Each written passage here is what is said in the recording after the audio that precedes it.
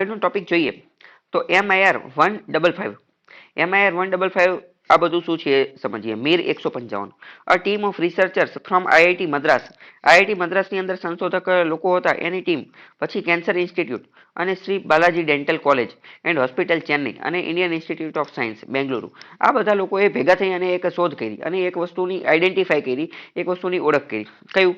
તો કે અ specific micro RNA, જેને એમઆઈઆરએનએ કહે છે, micro RNA called MIR mir micro RNA 155 that is over expressed in tongue cancer, કે જે છે એ ટંગ કેન્સર, જીભના કેન્સરની અંદર જે છે ઓવર એક્સપ્રેસ્ડ, થોડી વધારે માત્રામાં જોવા મળે છે. એમઆઈઆરએનએ માઇક્રો આરએનએ જે છે આર સ્મોલ રિબોન્યુક્લિક એસિડ. એમઆઈઆરએનએ શું છે તો કે નાના રિબોન્યુક્લિક એસિડ, એટલે કે એક પ્રકારના એસિડ છે કે જે આપણે રિબોન્યુક્લિક પ્રકારના હોય છે. they are non coding RNAs involved in the regulation of a variety of biological and pathological processes. આ બધા લોકો જે છે એ બાયોલોજીકલ એટલે કે જૈવિક અને પેથોલોજીકલ એટલે કે જીવાણુને લગતી જે હોય બધા માઇક્રો ઓર્ગેનિઝમ એની પ્રક્રિયાઓના નિયંત્રણ માટે જે છે એ વપરાતા હોય છે, including the formation and development of cancer. અને આ લોકો જે છે એ તો કેન્સરનું ફોર્મેશન એટલે કે કેન્સરના જનક તરીકે અને કેન્સરના વિકાસ તરીકેનું કાર્ય કરે છે. This finding is important in that molecular એટલે કે આ પ્રકારના જે મોલેક્યુલર જે છે એની અંદર આ ફાઇન્ડિંગ મહત્વની છે, આ શોધ મહત્વની છે. Molecular strategies can potentially be devised to manipulate MIR 155 expression to develop therapist for tongue cancer. ટૂંકમાં વાત કરીએ કે MIR 155 જે છે જો એને આપણે રેગ્યુલેટ કરી શકીએ, કોઈ પણ રીતે એને નિયંત્રણમાં રાખી શકીએ તો ટંગ કેન્સરના જે લોકો અથવા એની જે થેરાપી જે છે એને ડેવલપ કરવામાં જે છે એ મદદ મળી શકે છે. આટલું આપી દીધું છે કારણ કે વધારે બહુ ડિટેલમાં એટલું બધું જાણવાની જરૂર નથી. ડોક્ટર કે એવું આમાં વધારે PhD કરવાની જરૂર નથી કારણ કે જનરલ સાયન્સ રિલેટેડ પૂછે. આના આધારે આપણે ક્વેશ્ચન જોઈએ તો ક્વેશ્ચન પણ એકદમ સહેલો છે કે what is Mir 155 recently in news. તો જવાબ ડાયરેક્ટ આવી જશે કે શું આવી જશે કે it is a specified micro RNA that is over expressed in tongue cancer. બરાબર, કઈ ક્વેશ્ચન હોય તો પૂછવાની અંદર. ટોપિક જોઈએ તો RT-PCR researchers at the centre for cellular and molecular biology CCMB એ લોકોના જે રિસર્ચરોએ એક પ્રકારની વસ્તુ ડેવલપ કરેલી છે. કયું? તો કે એક નવા પ્રકારનો ટેસ્ટ ડેવલપ કરેલો છે કે જે detect corona virus named reverse transcription nested PCR. પહેલા જે છે એ RT-PCR થતું હતું પરંતુ આની અંદર હવે નેસ્ટેડ ટેસ્ટ જે છે કરવામાં આવશે. RT-PCR શું છે એ હું તમને થોડું સમજાવવા માંગીશ. બરાબર, હવે સમજો કોવિડ જે છે ને, કોવિડ એ કેવા પ્રકારનો વાયરસ છે તો કે એ આરએનએ પ્રકારનો વાયરસ છે, આરએનએ પ્રકારનો વાયરસ. હવે વૈજ્ઞાનિકોએ જેટલા પણ ટેસ્ટ બનાવેલા છે લેબની અંદર, જે કોઈ પણ પરીક્ષણ એ બધું કરવામાં આવે તો એ બધું ડીએનએ નું જ કરવામાં આવે. કોનું? ડીએનએ નું જ કરવામાં આવે. ડીએનએ જે છે ને એ વાયરસને આપણે સરળતાથી માપી શકીએ. વૈજ્ઞાનિકો પાસે એવી ટેસ્ટિંગ કિટ છે જેમાં એ ડીએનએ વાયરસ વાપરી શકે. પરંતુ આપણે જોયું કે કોવિડ એ તો આરએનએ વાયરસ છે, આરએનએ વાયરસ. તો પહેલા શું કરવું પડે? પહેલા આ આરએનએ વાયરસ જે છે ને એને તો આપણે ટેસ્ટ કરી શકતા નથી, એટલે આ આરએનએ વાયરસને આપણે ડીએનએ વાયરસમાં કન્વર્ટ કરવો પડે. તો આ આરએનએ વાયરસને ડીએનએ વાયરસમાં કન્વર્ટ કરવાની જે રીત જે છે ને એને આરટી કહેવાય. આરટી એટલે શું તો કે રિવર્સ ટ્રાન્સક્રિપ્શન. રિવર્સ એટલે કે ઊંધું અથવા ચેન્જ કરવું. ઊંધું એટલે શું તો કે આરએનએ માંથી ડીએનએ માં જે ફેરવાનું છે એને આરટી કહેવામાં આવે છે, રિવર્સ ટ્રાન્સક્રિપ્શન. બરાબર, તો આ એક પોટેન્શિયલ ક્વેશ્ચન છે, આવો પ્રશ્ન પૂછી જાય કે રિવર્સ ટ્રાન્સક્રિપ્શન જે છે એનો મતલબ શું? એનો મતલબ એમ કે આ જે આરએનએ માંથી જે ડીએનએ માં ચેન્જ કરવામાં આવે છે એ, અને પીસીઆર એ તો આ જે બધા ટેસ્ટ માટે વપરાય છે એ. બરાબર, હવે આ નેક્સ્ટ હા યસ, પોલિમર ચેઇન રિએક્શન કે જેમાં એક રીતનું ચેઇન રિએક્શન જે છે એ ચેક કરવામાં આવે છે. તો આમાં આ લોકોએ જે નવી આ CCMB વાળા આ જે નેસ્ટેડ શબ્દ વાપરો એ શું છે? એ નવો ટેસ્ટ લે એ શું છે? તો પહેલા તો it does not depend on RT-qPCR but uses standard RT-PCR as part of an endpoint. Assay RT-PCR is economical, can be tested on a large scale. ઇકોનોમીની દ્રષ્ટિએ જોઈએ તો પૈસાની દ્રષ્ટિએ થોડો સસ્તો છે અને મોટા પ્રમાણમાં જો કરવામાં આવે તો સસ્તો છે. Does not require special apertures and can be done in a lab with basic equipments. લેબોરેટરીમાં સામાન્ય સાધનો હશે તો પણ થઈ જશે. આપણે જોયું હતું કે શરૂઆતમાં આપણે RT-PCR ટેસ્ટ જે છે એ બહુ મોંઘો પડતો હતો. પ્રાઇવેટ લેબમાં તો 4-5 હજાર જેટલા પૈસા થતા હતા અને સરકાર પાસે એટલી બધી ફેસિલિટી પણ હતી નહીં, ટેસ્ટિંગ કિટની ને બધાની પણ કમી હતી. પરંતુ આ નવી જે આવી છે RT-PCR, આ જે નવું શોધ કરેલું છે તો કદાચ એ લેબોરેટરીની અંદર બેઝિક સાદા સાધનોથી પણ થઈ શકશે એવું એમને કહે છે. It needs a converted into DNA using a technique cold reverse transcription. જો રિવર્સ ટ્રાન્સક્રિપ્શન એટલે મેં તમને અત્યારે જ સમજાવી દીધું. એનો મતલબ શું કે આરએનએ ને ડીએનએ માં કન્વર્ટ કરવું. RTQ PCR is costly. RTQ PCR એ કોસ્ટલી મોંઘો છે. ટેક્સ લોંગર અને સમય પણ લાંબો લે છે. એની અંદર સ્પેશિયલ અપાર્ચર્સ ને એ બધું જોઈએ છે. Can be perform only in a lab. અને લેબની અંદર પણ સોફિસ્ટિકેટેડ ઇક્વિપમેન્ટ્સ અમુક મોડર્ન આધુનિક સાધનો હોય તો જ થઈ શકે છે. It requires a real time thermal cycler. જો આ આરટીક્યુ પીસીઆર કરવો હોય તો આ રિયલ ટાઈમ થર્મલ સાયકલર ને એવું બધું જોઈએ. આ શું છે તો એ મોંઘું ઇન્સ્ટ્રુમેન્ટ છે. જ્યારે આરટીક્યુ પીસીઆર ની જ વાત કરીએ ધ વાયરલ આરએનએ ઇઝ ક્વોન્ટિફાઈડ. એની અંદર વાયરલ આરએનએ જે છે ને એની ક્વોન્ટિફિકેશન એની સંખ્યા ને એ બધું ગણવામાં આવે છે. જ્યારે આરટીએન પીસીઆર જે છે એમાં viral RNA that needs is studied એનો અભ્યાસ કરવામાં આવે છે. CCMB જે છે central for cellular and molecular biology is one of the council and scientific research. એ CSIR ની એક લેબોરેટરી છે. ભારત સરકારની એક સંસ્થા છે. ભારત સરકારે એક સ્ટેચ્યુટરી બોડી બનાવેલી છે CSIR, council of science and industrial research. આ એક સંશોધનની અંદર રિસર્ચની અંદર અનુસંધાનની અંદર ભારત સરકારની એક આગળ પડતી બોડી છે. તો CSIR ની એક લેબોરેટરી છે. કઈ તો કે આ જે CCMB જે છે ને એ એની તે CSIR ની તે એક લેબોરેટરી છે જે ક્યાં આવેલી છે હૈદરાબાદ તેલંગાણાની અંદર. અને આ બંને જે છે CSIR જે છે એ ministry of science and technology એના અંતર્ગત જ કાર્ય કરે છે. CCMB જે છે એ designated centre of excellence by global molecular and cell microbiology યુનેસ્કોની એક સંસ્થા છે કે જે મોલેક્યુલર અને સેલ બાયોલોજી નેટવર્કો ઉપર રિસર્ચ કરે છે. એણે આ CCMB ને જે છે સેન્ટર ઓફ એક્સલન્સ નું ટેગ પણ આપેલું છે.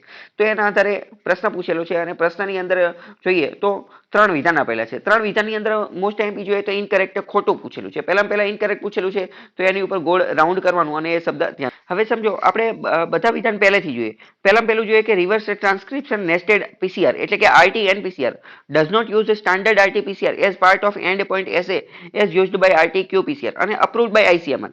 હવે સૌથી પહેલા સમજો કે આમાં શું કીધેલું છે કે approved by ICMR.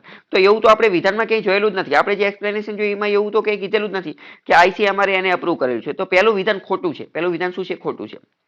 બીજું શું કહે છે કે RTN PCR જે અત્યારે નવો જે આ મોલેક્યુલર રિસર્ચ વાળા જે હૈદરાબાદની લેબોરેટરી જે છે એને ગોઈતો એની વાત કરે છે. ઇઝ કોસ્ટલી એ મોંઘો છે. જ્યારે લાંબો સમય લે છે અને એની ટેસ્ટિંગ કરવા માટે જે છે એ લેબોરેટરીની અંદર સોફિસ્ટિકેટેડ ઇક્વિપમેન્ટની જરૂર પડે છે. એના વડે એક્યુરેટ રિઝલ્ટ મળે છે. તો આ વિધાન પણ ખોટું છે. પહેલું તે કોસ્ટલી મોંઘો નથી, ઓછા સમયમાં મળી જાય છે અને લેબમાં એને કરવો હોય તો સોફિસ્ટિકેટેડ નહીં પરંતુ અમુક સાદા સાધનોથી થઈ જાય. તો બીજું વિધાન પણ ખોટું છે. ત્રીજું વિધાન જોઈએ તો it was developed by the CCMB એટલે કે centre for cellular and molecular biology a body under the aegis of ministry of health. તો કે CCMB એ વાત તો સાચી છે. CCMB આ કરેલું છે પરંતુ CCMB A ministry of health અંતર્ગત નહીં પરંતુ ICMR પણ નહીં, council of scientific and industrial research એના અંતર્ગત મિનિસ્ટ્રી ઓફ સાયન્સ અંતર્ગત કાર્ય કરે છે. બરાબર, મિનિસ્ટ્રી ઓફ વિજ્ઞાન મંત્રાલય અંતર્ગત કાર્ય કરે છે. તો એક રીતે જોઈએ તો 3 વિધાનો જે છે એ ખોટા છે. તો એનું એક્સપ્લેનેશન જોઈએ. પહેલું વિધાન આપણે સાચું જોઈએ તો શું આવશે? RTN PCR reverse transcription nested PCR uses standard RT PCR as part of an end point. અંત સમયે એટલે કે ટેસ્ટ થઈ જાય પછી એના અંત સમય એટલે કે એન્ડ પોઈન્ટ ઉપર એસે કરવા માટે મૂલ્યાંકન કરવા માટે તો RT-PCR જે રીતે વર્ક કરે એવી જ રીતે આ પણ વર્ક કરે છે. જ્યારે આપણા ક્વેશ્ચનમાં કીધું હતું કે એવી રીતે વર્ક નથી કરતું એટલે એ ખોટું છે. હવે બીજું વિધાન આપણે સાચું કયું આવે એ જોઈએ તો RT-qPCR જે છે ને એ કોસ્ટલી છે. RT-qPCR પરંતુ આ જે RT-nPCR જે અત્યારે નવો બન્યો એ કોસ્ટલી નથી. RT-qPCR એ કોસ્ટલી છે, લાંબો સમય લે છે અને એમાં જે લેબની અંદર સોફિસ્ટિકેટેડ ઇક્વિપમેન્ટ જોઈએ છે પરંતુ એ કોની અંદર? RT-qPCR ની અંદર. RT-nPCR ની અંદર એવું જોતું નથી. આગળ વાત કરીએ કે આજે CCMB centre for cellular and molecular biology એ કોના અંતર્ગત? MST ministry of science and technology અંતર્ગત વર્ક કરે છે. ઓકે, ખ્યાલ આવ્યો? હવે આગળ આપણે બીજો ટોપિક જોઈએ તો એ છે ટેકનોલોજી વિશે અને ખાસ કરીને ડિજિટલ ટેકનોલોજી, ઇન્ટરનેટ ટેકનોલોજી એની સાથે સંબંધિત છે. ટોપિક કયો છે તો કે ડીપ ફેક શું છે અથવા ડીપ ન્યૂડ શું છે એ સમજીએ. ડીપ ફેક ને એકદમ સાદામાં સાદી રીતે જોઈએ તો ઘણી બધી વાર જે છે એ ફેક ન્યૂઝ ચલાવવામાં આવતી હોય છે. તો ફેક ન્યૂઝની અંદર કેવું હોય? ફેક ન્યૂઝની અંદર કેવું હોય કે અમુક લોકો અથવા અમુક ગ્રુપ અથવા અમુક સંગઠન પોતાની આઈડિયોલોજી, પોતાની વિચારધારા, પોતાની વિચારસરણીને સાચી ઠેરવવા માટે શું કરશે? એમ તેમ કરીને જેમ તેમ કોઈ પણ પ્રકારની પોસ્ટ જે છે એ વાયરલ કરી દેતા હોય. કોની અંદર? ફેસબુકની અંદર, વોટ્સએપની અંદર, આવા અલગ અલગ સોશિયલ મીડિયાની અંદર. અને આવી પોસ્ટને ઘણી બધી વાર એ લોકો શું કરતા હોય, પેઇડ પ્રમોશન પણ કરતા હોય. તો પેઇડ પ્રમોશન કરતા હોય તો જે તે વ્યક્તિ ઘણા બધા લોકો પાસે એ પોસ્ટ પહોંચી જાય અને જે તે વ્યક્તિ કે જેને હજી એટલું બધું ઇતિહાસનું ને ભારતીય સંસ્કૃતિનું એ બધાનું જ્ઞાન નથી, પોલિટીનું ને એ બધા, તો એ તો જેવી તે પોસ્ટ વાંચશે તો એને તરત જ સાચી માની લેશે. તો આ વસ્તુને આપણે શું કહીએ, ફેક ન્યૂઝ. તો ટૂંકમાં ફેક ન્યૂઝની અંદર શું હોય, અમુક લોકો, અમુક ગ્રુપ, અમુક સંગઠન પોતાની અમુક પ્રકારની વિચારસરણી, આઈડિયોલોજીને સાચી ધરાવવા માટે શું કરે, જાતે કોઈ એક ખોટી ન્યૂઝ, ફેક ન્યૂઝ જે છે જનરેટ કરે અને એને સર્ક્યુલેટ, વાયરલ કરી દે. આ ફેક ન્યૂઝનો એક પ્રકાર છે. ઘણી બધી વાર આ ફેક ન્યૂઝ વાળા શું કરતા હોય, તો અમુક વાર ઇતિહાસના જે દસ્તાવેજો હોય એની સાથે છેડછાડ કરતા હોય, એનું મેન્યુપ્યુલેટિંગ કરતા હોય. કઈ રીતે? તો કે માની લો કે અથવા તો અમુક પ્રકારના વિડીયો હોય, જૂના વિડીયો, એની સાથે પણ છેડછાડ કરતા હોય. કઈ રીતે છેડછાડ કરે? માની લો કે કોઈ એક 10 મિનિટનો વિડીયો છે, 10 મિનિટનો વિડીયો, માની લો કે આ 10 મિનિટનો વિડીયો જે છે નરેન્દ્ર મોદીનું ભાષણ છે અથવા નહેરુનું ભાષણ છે અથવા કોઈ પણ બીજાનું ભાષણ છે.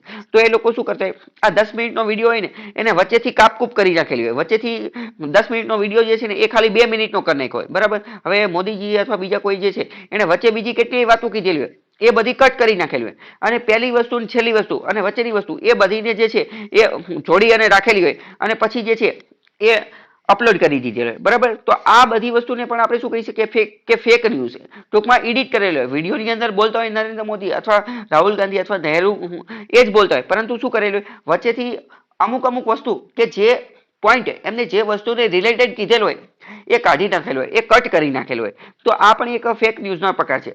પરંતુ અત્યારે તો નવી જ વસ્તુ આવેલી છે, ડીપ ફેક ન્યૂઝ અથવા ડીપ ન્યૂઝ. એ શું છે એ હું તમને એકદમ સાદામાં સાદી રીતે કહેવા માંગુ તો એમાં શું હોય કે અલગ જ પ્રકારનો વિડીયો હોય, એ અલગ જ પ્રકારનો વિડીયો જે છે ને એ વિડીયોને આર્ટિફિશિયલ ઇન્ટેલિજન્સના માધ્યમથી એડિટ કરવામાં આવે અને એમાં મોઢું પણ ચેન્જ કરી નાખવામાં આવે, વ્યક્તિને પણ ચેન્જ કરી નાખવામાં આવે અને વ્યક્તિનો અવાજ બાવાજ બધું ચેન્જ કરી નાખવામાં આવે. તો શું થઈ શકે? ફોર એક્ઝામ્પલ સમજો, ટેરરિઝમની આઈડિયોલોજી ફેલાવી છે તો એમાં ડીપ ન્યૂઝનો ખૂબ જ જોરદાર રીતે દુરુપયોગ થઈ શકે. તો શું કરવામાં, માની લો કે કોઈ એક વ્યક્તિ જે છે એ ટેરરિઝમને પ્રમોટ કરવા માટેનો વિડીયો શૂટ કરી અને પછી શું કરે, ડીપ ફેકનો ઉપયોગ કરી અને આર્ટિફિશિયલ ઇન્ટેલિજન્સ એ બધાનો ઉપયોગ કરી અને જે વ્યક્તિ જે છે એનું મોઢું ચેન્જ કરી નાખવામાં આવે, એનો અવાજ ચેન્જ કરી નાખવામાં આવે, એનો પહેરવેશ ને એ બધો ચેન્જ કરી નાખવામાં, ચેન્જ કરી અને કોનો કરી નાખવામાં, તો ચેન્જ કરી અને કોઈ સારા એવા લીડર, કોઈ સારા એવા નેતાનો કરી નાખવામાં આવે, બરાબર. તો આના કારણે શું થશે, અને એને એવો વિડીયો જો સર્ક્યુલેટ કરી દેવામાં આવે તો આતંકવાદી પ્રવૃત્તિને જે છે એ પ્રમોટ એન્કરેજમેન્ટ મળશે અને એ પણ જે તે નેતા એન્કરેજ કરે છે એવું કહેતું હશે, જ્યારે એ નેતાએ તો એવો કોઈ વિડીયો બનાવેલો પણ નહીં હોય. તો વાત કરીએ deep fakes or deep news. Recently cyber crime officials in India have been tracking certain apps and websites that produce nude photographs of innocent people using AI algorithm. બરાબર. તો ડીપ ફેક શું છે મેં તમને ડિટેલમાં સમજાવી દીધું કે જેમાં કોઈ પણ ફોટો અથવા કોઈ પણ વિડીયો જે છે એને એટલો ભયંકર રીતે એડિટ કરવામાં આવે છે કે આપણે જે એડિટ કરવું હોય એ કરી શકીએ, જે કોઈ પણ ચેન્જ કરવું હોય એ ચેન્જ કરી શકે. તો અત્યારે તો અમુક એવા એપ્લિકેશન અમને અમુક એવી વેબસાઇટ પણ છે કે જે કોઈ પણ વ્યક્તિનો ફોટો હોય, ખાસ કરીને ગર્લ છોકરીનો ફોટો હોય તો એને ન્યૂડ ફોટોની અંદર એને વસ્ત્ર વિહીન એના ફોટોગ્રાફની અંદર જે છે એ કન્વર્ટ કરી શકે છે. તો આના કારણે શું થાય, પછી એ લોકો આવા ફોટાને હવે ઇન્સ્ટાગ્રામમાં, ફેસબુકમાં તો ઘણા બધા લોકોએ પોતાના ફોટા જે છે અપલોડ કરેલા હોય, તો આવા ફોટો અમુક એપ અથવા વેબસાઇટની અંદર અમુક લોકો જે છે એ ન્યૂડ ફોટોગ્રાફની અંદર કન્વર્ટ કરી નાખે અને પછી એમની પાસે જે છે એમને બ્લેકમેલ કરવાનું ને એ બધું કામ કરતા હોય છે. આ એઆઈ એલ્ગોરિધમ ઉપર વર્ક કરતી હોય છે. તો અત્યારે તાજેતરમાં જે છે એ સાયબર ક્રાઇમની જે ઓફિસો જે છે એમના ધ્યાને અમુક એપ્લિકેશન અને અમુક વેબસાઇટ આવેલી છે કે જે ડીપ ફેકની અંદર વર્ક કરે છે. પ્રશ્ન એવો પૂછે છે કે ડીપ ફેક વિશે નીચેના વિધાનો તપાસ કરો, બરાબર. તો ડીપ ફેકની બાબતે નીચે વિધાનો આપેલા છે, ડીપ ફેકની વ્યાખ્યા, એની ડેફિનેશન, એના લક્ષણો એવું બધું આપેલું હશે, બરાબર. These images are then used to blackmail victims. વિક્ટિમને બ્લેકમેલ કરવા માટે આ ઇમેજનો ઉપયોગ કરવામાં આવતો હતો, અથવા અમુક વાર તો સીક રિવેન્જ, અમુક વાર બદલો લેવા માટે અથવા કમિટ ફ્રોડ કરવા માટે પણ આ બધી વેબસાઇટનો ઉપયોગ કરવામાં આવતો હતો. કઈ રીતે ઉપયોગ કરે તો મેં તમને સાદી જ રીત કહી દીધી, social networking site, dating site, આ બધામાં બધાના ફોટા હોય જ. તો આ ફોટાનો ઉપયોગ કરવાનો આ એપ્લિકેશનની અંદર અને વેબસાઇટની અંદર, એ વેબસાઇટની અંદર ને એ બધાની અંદર આ અપલોડ કરીએ તો ઓટોમેટિક તે ફોટાને ન્યૂડ ફોટોની અંદર વસ્ત્રવિહીન અથવા બીજું જે કોઈ પણ એડિટ કરવું હોય એ આ આર્ટિફિશિયલ ઇન્ટેલિજન્સની માધ્યમથી જે છે અમુક વસ્તુ ઓટોમેટિક એડિટ થઈ જાય અને અમુક પોતાની જાતે પણ એડિટ કરી શકાય. તો સાયબર ક્રિમિનલ લોકો જે છે, ગુંડા તત્વ લોકો જે છે એ આ એપ્લિકેશન વેબસાઇટનો ઉપયોગ કરતા હતા, એઆઈ સોફ્ટવેરનો ઉપયોગ કરતા હતા અને ડીપ ફેક ફોટો બનાવી દેતા હતા કે જે ફોટો ઓરિજિનલમાં છે જ નહીં. Now easily available on apps and websites. અને આવી વેબસાઇટો અત્યારે ઇઝીલી અવેલેબલ છે. કેમ? કારણ કે આવી વેબસાઇટને બેન કરતો, પ્રતિબંધ મૂકતો હજી એવો કોઈ કાયદો પણ ભારતે બનાવેલો નથી. હજી આપણે બધા કાયદા ક્યારે બને કે જ્યારે બધું પાણી જે છે એ હદથી બહાર જતું રહે ત્યારે. To superimpose a digital composite assembling multiple media files to make a file one. જો આમાં પણ ઘણી બધી વાર એવું પણ કરવામાં આવે કે અલગ અલગ મીડિયા ફાઇલ જે છે, અલગ અલગ મીડિયા ફાઇલ એ બધીને ભેગી કરીને કોઈ એકાદી ફાઇલ જે છે એ બનાવવામાં આવે, જેને આપણે શું કહીએ? Super impose. ઇમ્પોઝનો મતલબ શું થાય? ઇમ્પોઝનો મતલબ થાય લાદવું, એક વસ્તુ ઉપર જ્યારે બીજી વસ્તુ લાદવામાં આવે ત્યારે. તો મેં પણ તમને હમણાં વિડીયોનું એક એક્ઝામ્પલ આપ્યું. એ તો મેં તમને ખાલી એક જ વિડીયોનું એક્ઝામ્પલ આપ્યું કે માની લો કે 20 મિનિટનો વિડીયો જે છે એમાંથી ખાલી 2 મિનિટનો વિડીયો બનાવ્યો. એ પણ કઈ રીતે? વચ્ચે વચ્ચેનું કટ કરીને, કાપ કરીને, એડિટિંગ કરીને. પરંતુ ઘણી બધી વાર તો આ લોકો સુપર ઇમ્પોઝિંગ કરતા હોય છે, જેમાં શું કરે? 2-3 અલગ અલગ વિડીયોનો સહારો લેવામાં આવે. 2-3 અલગ અલગ વિડીયો જે છે એને મિક્સ કરવામાં આવે. હવે માની લો કે નરેન્દ્ર મોદીએ અલગ અલગ ભાષણ આપેલા હોય. હવે લાલ કિલ્લા ઉપરથી ભાષણ આપેલું હોય ત્યારે કંઈક અલગ વસ્તુ કીધી હોય. હવે બીજું ઇન્ટરનેશનલ યુએનના મંચ ઉપર કંઈક ભાષણ આપેલું હોય ત્યારે ટોપિક અલગ હોય. માની લો કે ટ્રેડ એન્ડ ઇન્ડસ્ટ્રીનો ટોપિક છે તો એમાં કોઈ ભાષણ આપેલું. તો આ લાલ કિલ્લા ઉપર ટેરરિઝમ ઉપર ભાષણ આપેલું હોય, એને ઇન્ડસ્ટ્રી ઉપર ભાષણ આપેલું હોય, તો એ બંનેને મિક્સ કરી અને એક અલગ જ પ્રકારનું વિડીયો બનાવી શકે. અથવા 2-3 અલગ અલગ પ્રકારના ઘણા વિડીયો જે છે એને સુપર ઇમ્પોઝ કરી અને એક નવો વિડીયો બનાવવામાં આવે, જેને ડીપ ફેક કહી શકે. Deep news are computer generated images. Deep news શું છે? તો એ કોમ્પ્યુટર દ્વારા જનરેટ કરવામાં આવેલા ઇમેજ અથવા વિડીયો છે યુઝિંગ એઆઈ એલ્ગોરિધમ. એઆઈ એલ્ગોરિધમનો ઉપયોગ કરી વ્યક્તિના જે શબ્દો જે છે, વ્યક્તિ જે બોલતો હોય એને ચેન્જ કરી શકાય. વ્યક્તિનું જે હેડની મૂવમેન્ટ એટલે કે માથાની જે રચના જે છે એ ચેન્જ કરી શકાય. એના એક્સપ્રેશન, હાવભાવ જે છે એ બધાને ટ્રાન્સફર કરી શકાય ઓન ટુ અનધર પર્સન. એક વ્યક્તિને તદ્દન બીજા વ્યક્તિ જે છે, બીજા વ્યક્તિની અંદર કન્વર્ટ કરવાની તાકાત જે છે એ ડીપ ફેક જે છે એ ધરાવે છે. અ સીમલેસ વે. સીમલેસ વે એટલે કે એકદમ સરળતાથી. Become difficult to tell that it is deep fake unless one closely observe the media file. એટલે કે માની લો કે ડીપ ફેક ફાઇલ તમારી પાસે આવી ગઈ છે, તમને કોઈ મોકલેલી છે, તો તમે સરળતાથી ન કહી શકો કે આ તો જે છે એ ડીપ ફેક છે. બરાબર? એટલે એને ઓળખવું ખૂબ મુશ્કેલ છે. The debate around deep news and deep fakes was rekindled in July 2019. 2019ની જુલાઈની અંદર આ વધારે જે છે એ ચર્ચામાં આવેલું હતું. વિથ પોપ્યુલારિટી ઓફ એપ્લિકેશન સચ એસ ફેસ એપ, જેમ કે ફેસ એપ નામની એક એપ આવેલી હતી, ડીપ ન્યૂઝ નામની એક એપ આવેલી હતી. આ બધી પ્રોડક્ટ કેવી હતી કે મહિલાઓના ફોટોને ઓટોમેટિક રીતે વસ્ત્રવિહીન અથવા ન્યૂડ પ્રકારના ફોટોની અંદર કન્વર્ટ કરી દે. ડીપ ફેક્સ ફર્સ્ટ કેમ ઇન્ટુ નોટિસ. ડીપ ફેક પહેલા 2017માં ધ્યાને લેવામાં આવેલું હતું અને 2019ની અંદર આ બધા ફેસ એપ અને ડીપ ન્યૂડ એપ જે છે એ ચર્ચામાં આવેલા હતા ત્યારે એ થોડાક વધારે પોપ્યુલર થયેલા હતા. It is one of the modern fraud of the cyber space. Cyber સ્પેસની અંદર આને મોડર્ન ફ્રોડ ગણવામાં આવે છે. Along with fake news, spam, phishing attack, social engineering fraud, cat fishing and academic fraud. આ બધા પણ અલગ અલગ પ્રકારના ફ્રોડ છે, જેમાંનું એક મોડર્ન કયું છે તો કે ડીપ ન્યૂઝ અથવા ડીપ ફેક. બરાબર? પ્રશ્ન જોઈએ તો કે what is deep fakes or deep news recently in news. તો આનો જવાબ જોઈએ તો they are computer generated images and videos with the help of AI. પહેલો જવાબ જે છે એ સાચો લાગે છે, પરંતુ બીજા જવાબ પણ ચેક કરવા પડે, બીજો ઓપ્શન પણ ચેક કરવો પડે, કારણ કે બીજા એની કરતા કદાચ વધારે એપ્રોપ્રિએટ આપેલા હોય તો પહેલો તો એક રીતે સાચો છે, પરંતુ એમ છતાં પણ બીજા ચેક કરી. બીજું એમ કહે છે કે they are fake shopping website lure buyers and attractive images. તો એ કોઈ લેવા દેવા નથી, એમાં શોપિંગ વેબસાઇટ નથી, આ તો એડિટિંગની જ વાત છે. સી ની વાત કરીએ તો application used by government to keep track on criminal. એવું પણ કહે છે નહીં. ડી શું કહે છે કે પ્રોગ્રામ રન બાય ફેસબુક. એવું કહે છે નહીં. તો આન્સર આપણો તાત્કાલિક એ બની જશે કે they are computer generated images and videos with the help of AI. બરાબર? આની અંદર કઈ ક્વેશ્ચન હોય તો પૂછો. હવે જો આ સેમ ક્વેશ્ચન જે છે એ મેન્સની અંદર પણ પૂછાય છે. છેલ્લા થોડા સમયથી તમે જીપીએસસી મેન્સના પેપર ચેક કરશો તો એમાં સાયન્સ એન્ડ ટેકનોલોજી અને એમાં પણ ખાસ કરીને એવી ટેકનોલોજી કે જે વારંવાર ચર્ચામાં રહેતી હોય તો એના ક્વેશ્ચન જે છે વધુ અને વધુ પૂછેલા હોય છે. હમણાં થોડા સમય પહેલા એક પેપર હતું, એની અંદર જે છે એ આ આર્ટિફિશિયલ ઇન્ટેલિજન્સ વિશે ડિટેલમાં 10 માર્કનો પ્રશ્ન પૂછી લીધો હતો. આની પહેલા વાત કરીએ તો આની પહેલાનું એક પેપર હતું, તો એની અંદર આપણે આજે એરક્રાફ્ટ કેરિયર જે બનાવેલું છે, એરક્રાફ્ટ કેરિયર, તો એરક્રાફ્ટ કેરિયર વિશે ટૂંક નોંધ પૂછી લીધી કે એરક્રાફ્ટ કેરિયર જે છે એની સંરચના કેવી હોય, એનું સ્ટ્રક્ચર કેવું હોય, એની અંદરની બધી સિસ્ટમ કેવી હોય, મિસાઇલ લોન્ચિંગ સિસ્ટમ. તો આ બધું તો હવે એરક્રાફ્ટ કેરિયર, બરાબર, આપણને ખાલી એટલી ખબર હોય કે એરક્રાફ્ટ કેરિયર ભારતની સિક્યુરિટીમાં કઈ રીતે મદદ કરશે, એરક્રાફ્ટ કેરિયર જે છે એ કેટલા છે આપણી પાસે, અને એની બેઝિક ઇન્ફોર્મેશન ખબર હોય, પરંતુ આની ટેકનોલોજીની એ બધું ખબર ન હોય, આની ટેકનિકલ બાબતો આપણને એટલી ડિટેલમાં ખબર ન હોય, અને જ્યારે 10 માર્કમાં લખવાનું હોય તો એ બધું ડિટેલમાં એવો ક્વેશ્ચન પૂછી લીધો હતો. પછી હમણાં વાત કરીએ તો થોડા સમય પહેલા આપણે આ જે ક્લાઉડ કમ્પ્યુટિંગ જે છે એના ઉપર પણ ડિટેલમાં ક્વેશ્ચન પૂછી લીધો છે 10 માર્કની અંદર મેઇન્સની અંદર. તો આ ડીપ ફેક ઉપર પણ જે છે ક્વેશ્ચન પૂછવાની શક્યતા રહેલી છે. એનો ટોપિક છે કોંગો ફીવર. ફીવર એટલે તાવ. કોંગો નામનો દેશ છે, આફ્રિકા ખંડની અંદર આવેલો છે. તો આ શું છે એ સમજીએ. આ ટોપિક શું છે આખો. The Crimean Congo haemorrhagic fever is CCHF ની વાત કરે છે. એ commonly known as Congo fever. આ CCHF જે છે એને સામાન્ય રીતે કોંગો ફીવર, કોંગો પ્રકારનો તાવ જે છે એ કહેવામાં આવે છે. ધીસ વાયરલ ડિસીઝ, વાયરલ ઉપરથી ખબર પડી ગઈ કે વાયરસના કારણે થાય છે. Is transmitted from one animal to another. એક પ્રાણીથી બીજા પ્રાણીની અંદર જે છે એ જે છે એ ફેલાતો હોય છે. Caused by a tick borne virus અથવા તો નાઇરો વાયરસ. એ વાયરસનું નામ શું છે તો કે ટિક બોર્ન વાયરસ અથવા નાઇરો વાયરસ. પ્રશ્ન પૂછી જશે કોંગો ફીવર કોના દ્વારા ફેલાય છે તો કે વાયરલ ઇન્ફેક્શન છે એટલે કે વાયરસ દ્વારા ફેલાય છે, ટિક બોર્ન વાયરસ અને નાઇરો વાયરસ.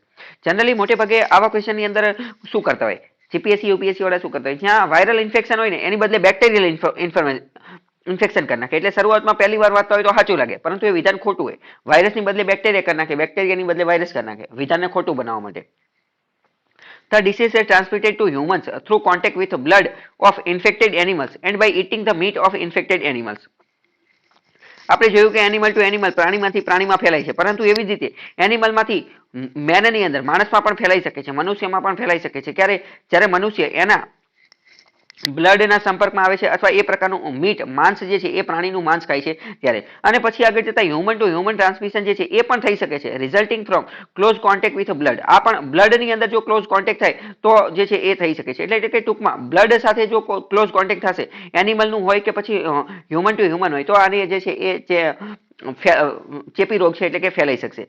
સિક્રેશન ઓર્ગન્સ ઓર અધર બોડીલી ફ્લુઇડ્સ ઓર ઇન્ફેક્ટેડ પર્સન. એટલે કે ટૂંકમાં બોડીનું જે કોઈ પણ ફ્લુઇડ પ્રવાહી વસ્તુ હોય એના સંસર્ગમાં આપણે આવીએ, એના સંપર્કમાં આવીએ તો જે છે એ ફેલાવાની શક્યતા રહેલી છે. There is no vaccine available for either people or animal against this disease. Congo ફીવરની હજી સુધી જે છે એ કોઈ પણ પ્રકારની વેક્સિન જે છે એ જોવા મળતી નથી. Recently there were cases of Congo fever in Palghat district Maharashtra. મહારાષ્ટ્રની અંદર જે છે તાજેતરમાં આ કેસ જોવા મળેલો હતો એટલે આ ચર્ચામાં છે. આના આધારે ક્વેશ્ચન જોઈએ તો પહેલા જોઈએ તો શું પૂછેલું છે તો કે કરેક્ટ પૂછેલું છે, કરેક્ટ.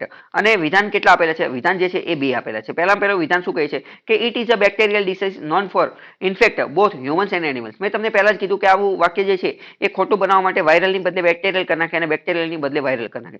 તો કોંગો ફીવર આપણે પહેલા જોયું કે વાયરલ ડિસીઝ છે તો અહીંયા બેક્ટેરિયલ આપેલું છે. પહેલું વિધાન ખોટું છે.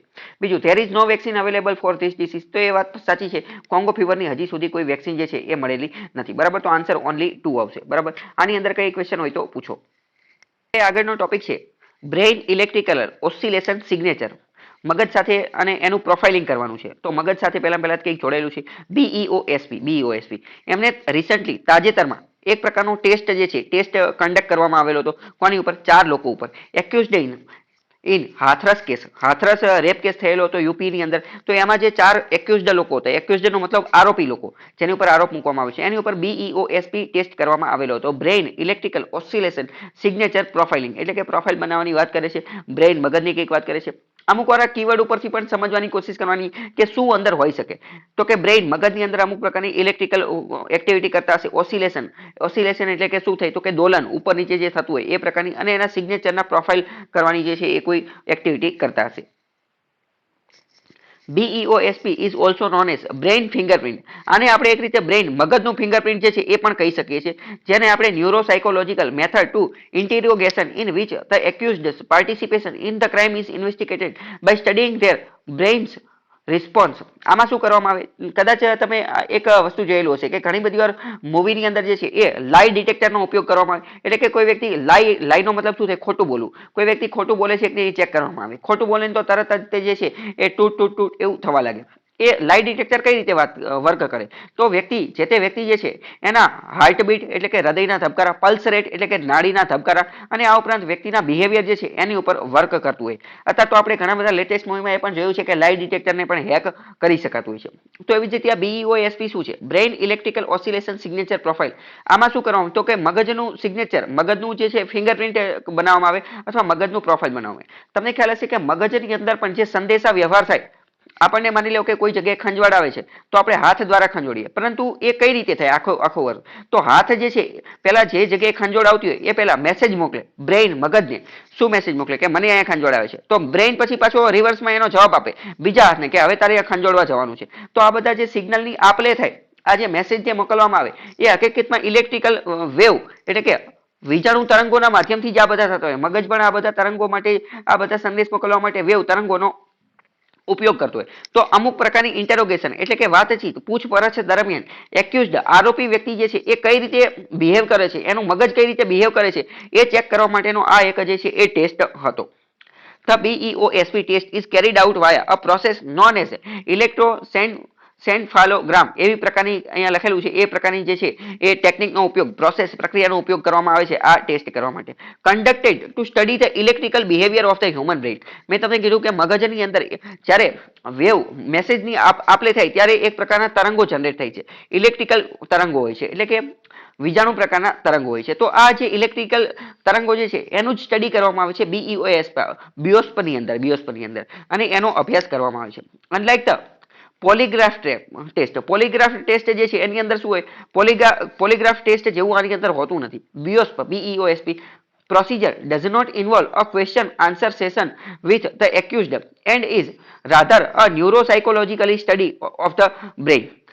પોલીગ્રાફ એટલે શું? પોલીગ્રાફ એટલે આપણે આ જે લાઈ ડિટેક્ટર જે કીધું એ ટેસ્ટને તો પોલીગ્રાફ કહેવામાં આવે કે જેમાં વ્યક્તિને સવાલ જવાબ પૂછવામાં આવે અને એ સવાલનો એ સાચો જવાબ આપે છે કે ખોટો જવાબ આપે છે એ ચેક કરવામાં આવે પોલીગ્રાફ ટેસ્ટની અંદર. જ્યારે BEOSP જે છે એની અંદર ક્વેશ્ચન આન્સર સેશન જે છે એ હોતું નથી, પરંતુ BEOSP ની અંદર તો વ્યક્તિના મગજની જે હલનચલન, મગજની અંદર જે વિજાણુ પરિસ્થિતિ જે છે એને ચેક કરવામાં આવે છે. બરાબર. હવે અહીંયા હું તમને બીજું એ પણ કહી દઉં કે આ જે પોલીગ્રાફ ટેસ્ટ જે છે ને, પોલીગ્રાફ ટેસ્ટ એને કોર્ટની અંદર એવિડન્સ તરીકે રજૂ કરી શકાતો નથી. આપણે આજે જોઈએ છીએ ને જે કે ક્વેશ્ચન આન્સર લાઈ ડિટેક્ટર ને એ બધું, તો એને કોર્ટની અંદર એવિડન્સ સબૂત સ્વરૂપે જે છે એ ચાલતું નથી. સો કોર્ટ એને સબૂત તરીકે સ્વીકારતું નથી. બરાબર. એને હજી સબૂત તરીકે સ્વીકારતું, પરંતુ એ ખાલી ઇન્વેસ્ટિગેશનની અંદર અમુક વાર કામ આવી શકે. કેમ? કારણ કે માની લો કે લાઈ ડિટેક્ટરની મદદથી વ્યક્તિ પાસે અમુક સચ્ચાઈ જે છે એ ઉગલાવી લીધી અથવા અમુક વસ્તુ જાણી લીધી, તો જે ઇન્વેસ્ટિગેશન કરવાવાળા ઓફિસર જે છે એને અમુક પ્રકારની લીડ મળી શકે છે કે જેના આધારે એ એની આજુબાજુમાં જે છે એ ઇન્વેસ્ટિગેશન કરે. તો આ પ્રકારનું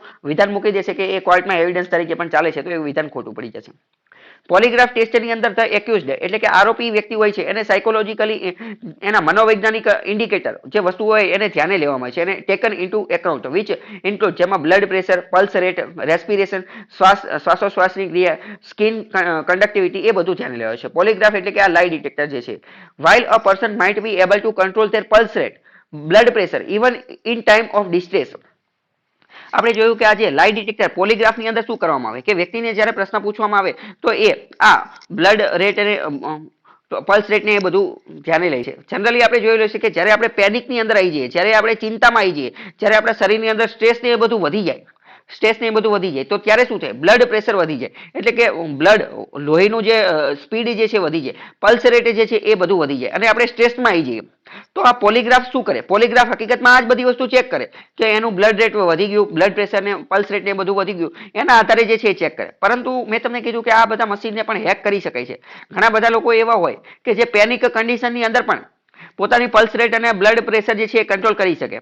અને હવે સમજો કે આ બધા જે ખેલાડી લોકો હોય, કયા ખેલાડી? ક્રિમિનલ લોકો, જે ગુનો કરવાવાળા વ્યક્તિ હોય, તો એને તો એટલી ખબર પડતી જ હોય ને કે જો હું પકડાઈ જઈશ તો મારી ઉપર આ પોલીગ્રાફ ટેસ્ટ થશે. એટલે પહેલેથી જ તો એ બધા લોકોએ જે છે એ એવી ટ્રેનિંગ લીધેલી હોય. કેવી ટ્રેનિંગ લીધેલી હોય કે આ પલ્સ રેટ ને, બ્લડ પ્રેશર ને એ બધાને કંટ્રોલ કરી શકે. ટૂંકમાં જે પોલીગ્રાફ ટેસ્ટ જે છે એને બાયપાસ કઈ રીતે કરવો, એનું જે છે સમાધાન કઈ રીતે કરવું, એની ટ્રેનિંગ એમને પહેલેથી જ લીધેલી હોય. એટલે નવી એક વસ્તુ આવી BEOSP, એ કદાચ સારું રિઝલ્ટ જે છે એ ઓફર કરી શકે છે. 2010 ની અંદર Supreme Court passed a judgment in SMT Shrimati Selvi versus state of Karnataka case where the bench observed that narco analysis, polygraph, brain mapping test cannot be forced upon any individual without their consent and the test result cannot be admitted solely as evidence. અત્યારે જ મેં તમને કીધું કે evidence તરીકે પણ ચાલતું નથી. અને બીજું અહીંયા એ કે જો એક્યુઝડ વ્યક્તિ જે છે, એક્યુઝડ વ્યક્તિ એટલે કે આરોપી વ્યક્તિ, એની ઉપર આ પોલીગ્રાફ કરવા માટે, બ્રેઇન મેપિંગ ટેસ્ટ કરવા માટે એ વ્યક્તિને ફોર્સ કરી શકાતો નથી. ઇન્ડિવિડ્યુઅલને એની માટે ફોર્સ કરી શકાતો નથી. એની કન્સેન્ટ, એની મંજૂરી જરૂરી છે અને એની મંજૂરી વગર વિધાઉટ ધેર કન્સેન્ટ આ પ્રકારનો ટેસ્ટ જે છે એ પણ ચલાવી શકાતો નથી. બરાબર. પ્રશ્ન આના આધારે જોઈએ તો શું પૂછેલું છે કે BIOSP brain electrical oscillation signature profiling એની બાબતે વિધાન આપેલા છે. કેટલા 3 વિધાન આપેલા છે અને આપણે વ્યવસ્થિત ચેક કરવાનું તો શું પૂછેલું છે તો કે કરેક્ટ પૂછેલું છે, સાચું વિધાન છે એ પૂછેલું છે. પહેલું વિધાન જોઈએ તો શું છે? It is a neuropsychological method of interrogation used to study the brains response to events. આ એક ન્યુરોસાયકોલોજીકલ ઇવેન્ટ છે. સાયકોલોજીકલ એટલે કે મનોવૈજ્ઞાનિક, ન્યુરો એટલે મગજ સાથે જોડાયેલું હોય એ, ઇન્ટેરોગેશન એટલે કે પ્રશ્ન પૂછવા માટેનો, વાતચીત માટેનું આ એક મેથડ છે કે જેમાં મગજનો રિસ્પોન્સ, મગજનો હાવભાવ જે છે એ ચેક કરવામાં આવે છે અલગ અલગ ઘટનાને આધારે. પહેલું વિધાન બિલકુલ સાચું છે. Akin to polygraph test it involves a question answer session with the accused to study brain response. આમાં ક્વેશ્ચન આન્સર હોય તે એવું જરૂરી નથી. તો બીજું વિધાન ખોટું છે. ક્વેશ્ચન આન્સર વગર પણ ઇવેન્ટ કોઈ પણ ઘટના જે છે ઘટનાનું વર્ણન કરતો હોય ત્યારે પણ એ આપણે મગજનું જે છે એ રિસ્પોન્સ ચેક કરી શકીએ છીએ. તો ક્વેશ્ચન આન્સર જ હોય એવું જરૂરી નથી. બીજું ખોટું છે. Indian courts admit the outcome of this test solely as evidence. ત્રીજું વિધાન ખોટું છે. આ વસ્તુ જે છે એનું એવિડન્સ તરીકે ચાલતું નથી. તો ટ્રુ પૂછેલું છે તો માત્ર પહેલું વિધાન જે છે એ સાચું આવશે. બરાબર ખ્યાલ આવ્યો?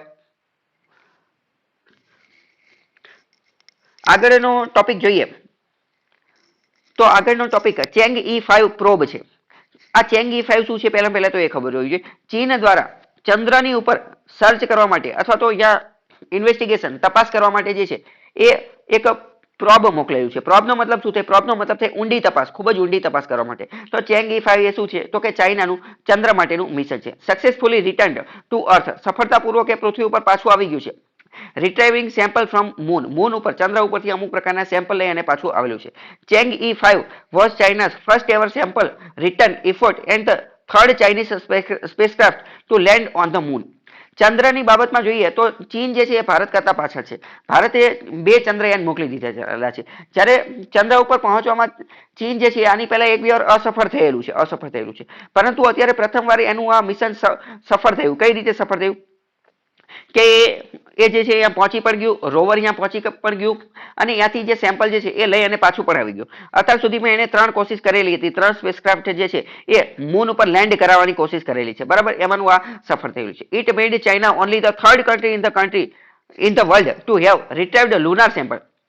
ચંદ્રના સેમ્પલ પૃથ્વી ઉપર લાવવા વાળો વિશ્વનો ચીન જે છે એ ત્રીજો દેશ બની ગયો છે. આની પહેલા અમેરિકા અને રશિયા જે છે, સોવિયત યુનિયન, એ સફળતાપૂર્વક દશકો પહેલા ડિકેડ્સ એગો આ પ્રકારનો જે સેમ્પલ જે છે એ ચંદ્ર ઉપરથી પૃથ્વી ઉપર લાવેલા છે. તમને એવું થાય કે ચંદ્રના સેમ્પલને પૃથ્વી ઉપર લાવીને શું કરે? તો આ સેમ્પલ પહેલા તો કયા હોઈ શકે?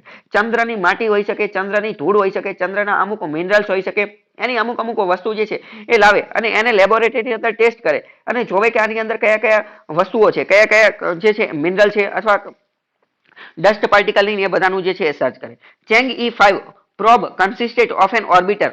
આની અંદર કઈ વસ્તુ હતી એ જોઈએ તો કે ઓર્બિટર એટલે કે ગોળ ગોળ ફરે એ હતું, એક લેન્ડર હતું અને એક રિટર્નર હતું. 3 અલગ અલગ વસ્તુ હતી.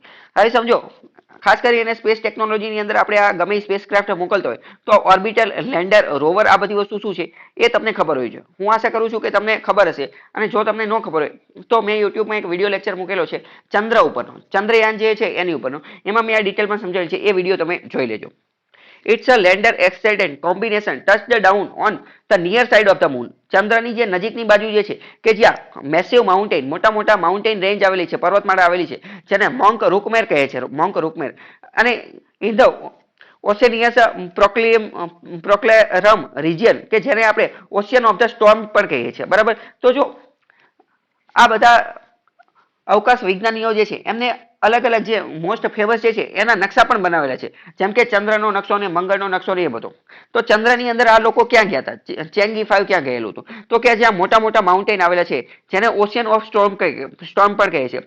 તો આ બધા કીવર્ડ તમે યાદ રાખી શકો છો, જેમ કે massive mountain, ocean of storm, આ મોન્સ રૂમકેર, ઓશિયનિયસ પ્રોક્લેસેલારમ રિજિયન એવું કંઈક લખેલું છે. બરાબર, તો આ બધા ચંદ્ર સાથે જોડાયેલા અને ચેંગ E5 સાથે જોડાયેલા વસ્તુ છે. બરાબર, તો હવે પ્રશ્ન જોઈએ કે ચેંગ E5 બાબતે વિધાન આપેલા છે. કેટલા વિધાન આપેલા છે? 2 વિધાન આપેલા છે અને અહીંયા ધ્યાનપૂર્વક જોઈએ તો કરેક્ટ પૂછેલું છે. શું પૂછેલું છે? કરેક્ટ પૂછેલું છે. તો આપણે પહેલું વિધાન જોઈએ કે it collected sample from the Oceanus Procellarum region on the near side of the moon. તો પહેલું વિધાન સાચું છે. બરાબર, એને ત્યાંથી જ સેમ્પલ કલેક્ટ કરેલા છે. બીજું વિધાન કે China become second country in the world to retrieve ચંદ્ર ઉપરથી સેમ્પલ લાવવા વાળું અમેરિકા પછીનું બીજું કન્ટ્રી બની ગયું, તો એ વિધાન ખોટું છે. અમેરિકા પછી બીજા નંબર તો રશિયાનું આવે છે અને ચીન ત્રીજું બનેલું છે, તો બીજું ખોટું છે, માત્ર પહેલું સાચું છે. બરાબર. આગળનો ટોપિક છે ઇબોલા ડિસીઝ. રિસેન્ટલી ગુયેના નામનો એક દેશ છે, તમારે આ પણ ચેક કરવાનું છે. ગુયેના નામનો દેશ જે છે એને પણ વર્લ્ડ મેપમાં લોકેટ કરી અને જાતે એની આજુબાજુના દેશ કયા છે ને એ તમારે જાતે સર્ચ કરવાનું છે. તાજેતરમાં Guinea has declared an Ebola outbreak. ગુયેનાની અંદર ઇબોલાનો આઉટબ્રેક જે છે એ જોવા મળ્યો. Ebola is a deadly disease caused by virus. Ebola નામનો રોગ જે છે વાયરસથી થાય છે અને ડેડલી એટલે કે જીવલેણ જાન લેવા રોગ છે. Ebola virus disease formerly known as Ebola haemorrhagic fever. આ પણ એક તાવનો પ્રકાર છે, આની અંદર પણ તાવ જેવું આવી જાય. ઇઝ અ રેર, ભાગ્યે જ જોવા મળતો રોગ છે, પરંતુ સિવિયર જીવલેણ છે, વ્યક્તિની જાન લઈ લેવો. ફેટલનો મતલબ પણ થાય જીવલેણ. ઇલનેસ ઇન હ્યુમન, મનુષ્યમાં જોવા મળે છે. The virus gets its name. વાયરસનું નામ જે છે એ ઇબોલા નામની નદી ઉપરથી આવેલી છે, જે tributary of the Congo river. Congo નદી જે છે ને, કોંગો નદી એની ટ્રિબ્યુટરી છે. Presented in democratic Republic of Congo. Congo નામના દેશની અંદર આ આવેલી છે. બરાબર. તો કોંગો આફ્રિકાની અંદર આવેલું છે, આપણે ઓલરેડી વાત થઈ ગઈ. આની પહેલા જે કોંગો ફીવર હતો એ પણ કોંગોમાંથી જ આવેલો છે. The virus is transmitted to people from wild animals. જે જંગલી પ્રાણીઓ હોય એની અંદરથી મનુષ્યની અંદર ટ્રાન્સફર થાય છે. And spread in the human population, અને મનુષ્યની અંદર જોવા મળે છે through human to human transmission. એકવાર વાઇલ્ડ એનિમલમાંથી ક્યાં આવે? વાઇલ્ડ એનિમલમાંથી હ્યુમનમાં, અને હ્યુમનમાંથી પછી હ્યુમન ટુ હ્યુમન પણ ટ્રાન્સમિશન થઈ શકે છે. એટલે કે એક ચેપી રોગ છે. The virus is not airborne. Airborne એટલે કે હવા દ્વારા ફેલાતો નથી. Which means a person can not get the disease simply by breathing the same air as infected patient. એટલે કે હવા દ્વારા ફેલાતો નથી.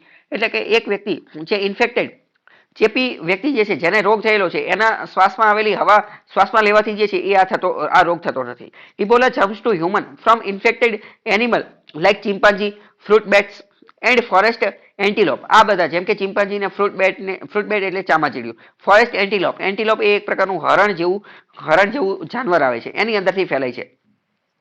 ઇબોલા વાયરસની જે છે 6 સ્પીસીસ જોવા મળેલી છે, એને ઓળખાણ આપેલી છે. Ebola virus, Sudan virus, Tai forest virus, Bundibugyo virus, Reston virus, Bombali virus. Of this only 4, આમાંથી 4 જેમ કે ઇબોલા, સુદાન, તાઈ ફોરેસ્ટ અને આ બુંદી બુગ્યો આ non two cause disease in people. આ 4 જે છે ને એ 4 જ તે મનુષ્યમાં ફેલાતો હોય એવું લાગે છે. ટોટલ 6 છે, 6 માંથી 4 મનુષ્યમાં ફેલાય છે એવું માનવામાં આવે છે. ઇબોલા ડિસીઝ વિશે એક ક્વેશ્ચન જોઈએ તો કરેક્ટ સાચું વિધાન પૂછેલું છે અને કરેક્ટ પૂછેલું છે. પેલું કહે કે it is deadly disease caused by virus, તો બરાબર પહેલું વિધાન સાચું છે. જો ખોટું બનાવવું હોય તો અહીંયા બેક્ટેરિયા કરી દે. ડેડલી એટલે જીવલેણ છે અને વાયરસ દ્વારા ફેલાય છે, પહેલું સાચું છે. It is an airborne disease, તો બીજું ખોટું છે. એરબોર્ન હવા દ્વારા ફેલાતો નથી. એનું નામ જે છે એ ઇબોલા નામની નદી ઉપરથી આવેલી છે કે જે નાઇજર નદીની ટ્રિબ્યુટરી છે, તો વિધાન ખોટું છે. અડધું વિધાન સાચું છે. ઇબોલા નદી ઉપરથી નામ આવેલું છે, પરંતુ એ નાઇજરની ટ્રિબ્યુટરી નથી, કોંગોની ટ્રિબ્યુટરી છે. બરાબર. તો આ વર્લ્ડ જીઓગ્રાફીના ક્વેશ્ચનને પણ મિક્સ કરી અને આવી રીતે ક્વેશ્ચન પૂછી શકે. એટલે મેં તમને કીધું કે તમારે મેપ વર્ક જે છે કરવાનું છે. મેપની અંદર તમારે જોવાનું કે ઇબોલા નદી ક્યાંથી વહે છે, કોંગો દેશ ક્યાં આવેલો છે એ. બરાબર. તો આમાં જોઈએ તો પહેલું વિધાન સાચું છે, બીજું ખોટું છે અને ત્રીજું પણ ખોટું છે. ઓનલી વન આન્સર આવશે. બરાબર. તો એ ઓનલી વન આન્સર આવશે. ખ્યાલ આવ્યો કે નહીં? તો આગળનો ટોપિક છે ગગનયાન મિશન. ભારત જે છે એ મનુષ્યને અવકાશની અંદર મોકલવાનું છે, તો એનું નામ આપેલું છે Gaganyaan mission. Gaganyaan is India's crude orbital spacecraft. Orbital એટલે ગોળ ગોળ આંટા મારશે, કક્ષાની અંદર ગોળ ગોળ ફરશે. સ્પેસક્રાફ્ટ એટલે કે અવકાશયાન મોકલવામાં આવશે. ક્રૂ એટલે કે લોકોનો સમૂહ, એને મોકલવામાં આવશે. Intended to send astronauts to space for minimum of 7 days. 7 દિવસ માટે મોકલવામાં આવશે અલગ અલગ અવકાશયાત્રીઓને બાય 2022 સુધીમાં. As part of India human space flight programme. આખા પ્રોગ્રામનું નામ શું છે તો કે IHSP, Indian human space flight programme. The programme will make India's 4th nation. Bharat વિશ્વનો ચોથો દેશ બની જશે વિશ્વની અંદર કે જે હ્યુમન સ્પેસ ફ્લાઇટ જે છે એટલે કે માણસને અવકાશની અંદર મોકલશે. તો અત્યાર સુધી કોને મોકલેલું છે તો કે અમેરિકા, રશિયા અને ચાઇના 3 દેશોએ તે મોકલેલા છે હ્યુમન સ્પેસ ફ્લાઇટ. એની માટે આપણે GSLV Mark 3 નો ઉપયોગ કરીશું. GSLV Mark 3 રોકેટ જે છે ભારતનું બાહુબલી છે, ભારતનું સૌથી શક્તિશાળી રોકેટ છે. which has the necessary payload. એની અંદર પેલોડ કેપેબિલિટી એટલે કે પેલોડને અવકાશમાં પહોંચાડવાની કેપેબિલિટી એની અંદર રહેલું છે, એટલું વજન પહોંચાડી શકે એટલી એની જે છે એ શક્તિ જે છે રહેલી છે. will be used to launch Gaganyaan. GSLV Mark 3 is a 3-stage heavy lift launch vehicle. GSLV Mark 3 વિશે થોડી વાત કરીએ તો GSLV Mark 3 જે છે એમાં 3 પ્રકારનું જે છે 3 ચરણોની અંદર જોવા મળે છે. પહેલું ચરણ કયું છે? પહેલું ચરણ તો કે હેવી લિફ્ટ માટે વપરાય છે. અને એમાં જે ત્રીજું ચરણ જે છે ને એ મોસ્ટ આઈએમપી છે. ત્રીજું ચરણ જે છે એ ક્રાયોજેનિક છે. ત્રીજું ચરણ જે છે એ કયું છે? ક્રાયોજેનિક અથવા અપર સ્ટેજ આપણે જેને કહીએ છીએ. હવે સમજો જીએસએલવી માર્ક 3 પહેલા સમજો ક્રાયોજેનિક જે છે ને એ અત્યંત ભયંકર લેવલની ટેકનોલોજી છે. ભયંકર લેવલની એટલે કેવી? તો આની અંદર લિક્વિડ અવસ્થાની અંદર લિક્વિડ અવસ્થાની અંદર જે છે એ હાઇડ્રોજન અને ઓક્સિજનનો ઉપયોગ કરવામાં આવે છે. હાઇડ્રોજન અને ઓક્સિજન જે છે એની ઉપર ઘણી ઊંચી ટેકનોલોજીનો ઉપયોગ કરવામાં આવે છે. ભારતે બહુ પહેલા આ ટેકનોલોજી જે છે અમેરિકા અને રશિયા પાસે માંગેલી હતી, પરંતુ આ ટેકનોલોજી એમને આપણને આપવાની ના પાડી દીધી. અને જ્યારે તમને ખબર છે કે ગમે ત્યારે ભારતને કોઈ વસ્તુ આપવાની ના પાડી દે પછી વાત વટ ઉપર જતી રહી. તો વાત વટ ઉપર જતી રહી તો ભારતે પછી પોતાની જાતીય ક્રાયોજેનિક ટેકનોલોજી જે છે એ ડેવલપ કરી નાખી. પરંતુ ડેવલપ તો કરી બરાબર, એ વસ્તુ સાચી, પરંતુ ભારતને આની અંદરથી એક નુકસાન થયું. પહેલા એક ફાયદો પણ થયો. ફાયદો એ થયો કે આપણે ઇન્ડિજિનિયસ આત્મનિર્ભર બની ગયા. હવે કોઈની સામે હાથ નહીં ફેલાવાના કે ક્રાયોજેનિક લાવવાનું ઓલું. ભારતે એટલે આત્મનિર્ભર બની ગયા. પરંતુ નુકસાન એ ગયું કે આપણે આજે જીએસએલવી માર્ક 3 અથવા તો આ એડવાન્સ લેવલનું જે રોકેટ જે જ્યારે બનવાનું હતું ને ત્યારે ન બન્યું, એ થોડું ડિલે થઈ ગયું, થોડું મોડું થઈ ગયું. 10-20 વર્ષ આપણી જે ટેકનોલોજી જે છે ને એ પાછળ ફેંકાઈ ગઈ. અમુક જે ઊંચા રોકેટ બનાવવાનો હોય કે જે હાઈ લેવલના હોય, હાઈ સ્પીડ વાળા, તો એમાં ક્રાયોજેનિક ટેકનોલોજી સમજવી જરૂરી છે. ક્રાયોજેનિક એક એન્જિનનો પ્રકાર પણ છે. ક્રાયોજેનિક શું છે? એ ટેકનોલોજી છે જે એન્જિનનો પ્રકાર છે. ક્રાયોજેનિક એ મોસ્ટ આઈએમપી ટોપિક છે, તો એ મેં તમને થોડુંક આશા કરું કે મેં તમને ન્યાયપૂર્ણ રીતે સમજાવેલું હશે. હેવી લિફ્ટ લોન્ચ કરવા માટે the spacecraft will be placed in a low earth orbit 300 થી 400 કિલોમીટર. આજે અવકાશ યાત્રીઓને મોકલવાના છે તો લો અર્થ ઓર્બિટની અંદર 300-400 કિલોમીટરે મોકલવામાં આવશે. હવે જો આ બધા લોકો અવકાશ યાત્રી જે છે, આપણે એને સાદું નામ શું આપીએ? અવકાશ યાત્રી. પરંતુ અલગ અલગ લોકો જે છે એને અલગ અલગ નામ આપતા હોય. જેમ કે તો ભારતે એને નામ આપેલું છે વ્યોમ મિત્ર અથવા તો વ્યોમ નટ્સ. ભારતે એને શું નામ આપેલું છે? વ્યોમ નટ્સ આપેલું છે. અમેરિકા એને શું આપે છે? એસ્ટ્રોનટ્સ નામ આપે છે. એવી જ રીતે જે રશિયાવાળા જે છે એને કોસ્મોનટ્સ કે એવું કંઈક નામ આપે છે. તો એવી રીતે ભારતે એને વ્યોમનટ્સ અથવા વ્યોમ મિત્ર નામ આપેલું છે. વ્યોમ એટલે અવકાશ થાય. The prototype of the half humanoids. આની અંદર હ્યુમનોઇડ્સ એટલે કે માણસ જેવો રોબોટ, માણસ જેવો દેખાતો રોબોટ જે છે એ પણ આની અંદર ચેક કરવામાં આવશે. Will be used for the first trial. આમાં જે છે ટ્રાયલ માટે, ગગનયાનની અંદર ટ્રાયલ માટે હ્યુમનોઇડનો ઉપયોગ કર્યો. હ્યુમન એ માણસ અને રોબોટ એ બંનેનો ઉપયોગ કરી અને બનાવ્યો છે, એટલે કે માણસ જેવો દેખાતો robot. Russia is providing training for short listed Indian એરફોર્સ પાયલોટો. એરફોર્સના જે પાયલોટ જે છે જેને શોર્ટલિસ્ટ કરવામાં આવેલા છે અવકાશમાં મોકલવા માટે, રશિયા એને તાલીમ આપી રહ્યું છે.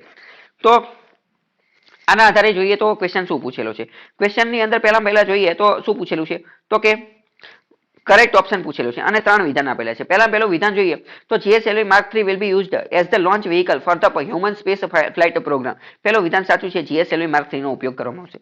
Russia is providing training to four shortlisted air force pilot for the mission. તો બીજું વિધાન સાચું છે. રશિયા ટ્રેનિંગ આપે છે. ત્રીજું જોઈએ તો spacecraft will be placed in the geostationary orbit of the earth. હવે ત્રીજું વિધાન એવું કહે છે કે આમાં સ્પેસક્રાફ્ટ એટલે કે અવકાશયાનને જે છે એ જીઓ સ્ટેશનરી ઓર્બિટની અંદર મૂકવામાં આવશે. ત્રીજું વિધાન ખોટું છે. જીઓ સ્ટેશનરી ઓર્બિટની અંદર નહીં, પરંતુ લો અર્થ ઓર્બિટની અંદર મોકલવામાં આવશે. હવે જો સમજો, અહીંયા હું તમને બીજું એક લોજિક આપું.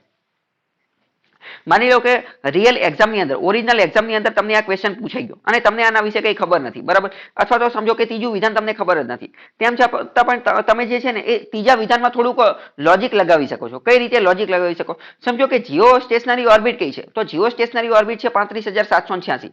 35,786. હવે સમજો તો ભારત હજી પહેલી વાર તે લોકોને અવકાશમાં મોકલે છે, તો પહેલી વારમાં તે કઈ આટલી ઊંચે તો ન મોકલી દે. પહેલી વારમાં આટલી ઊંચે મોકલી દે એ થોડીક અતિશયોક્તિ થઈ જાય. કારણ કે ભારત કે બાહુબલી કે કઈ પિક્ચરનું શૂટિંગ ચાલતું નથી કે તાત્કાલિક તે રોહિત શેટ્ટી જે છે એ ગાડી ઉડાડીને પહેલી જ ઓલામાં આટલી ઊંચે મોકલી દે.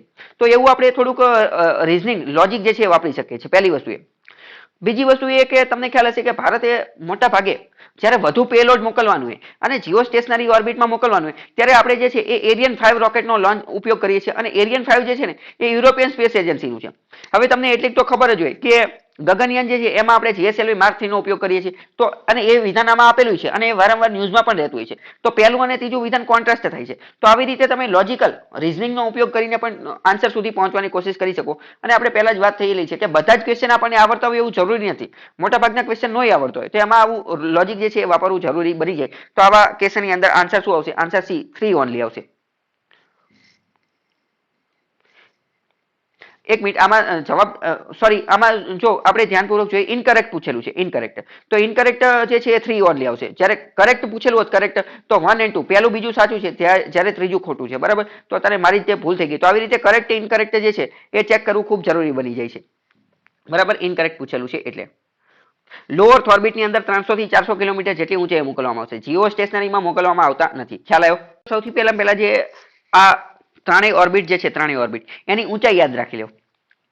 એક આવે પોલર ઓર્બિટ. પોલર ઓર્બિટની જે છે એ 200 થી 1000 કિલોમીટર ઊંચાઈ હોઈ શકે છે. પોલર ઓર્બિટ એટલે કેટલી? 200 થી 1000 કિલોમીટરની ઊંચાઈ હોઈ શકે. જીઓ સ્ટેશનરી ઓર્બિટ કેટલી છે? તો કે 35800 અથવા એની સ્પેસિસ કહીએ તો 35786 કિલોમીટરની ઊંચાઈ એની હોય છે. જીઓ સિન્ક્રોનાઇઝ. જીઓ સિન્ક્રોનાઇઝ જે છે ને એ સૌથી ઊંચામાં ઊંચી છે. એ સૌથી ઊંચામાં ઊંચી છે.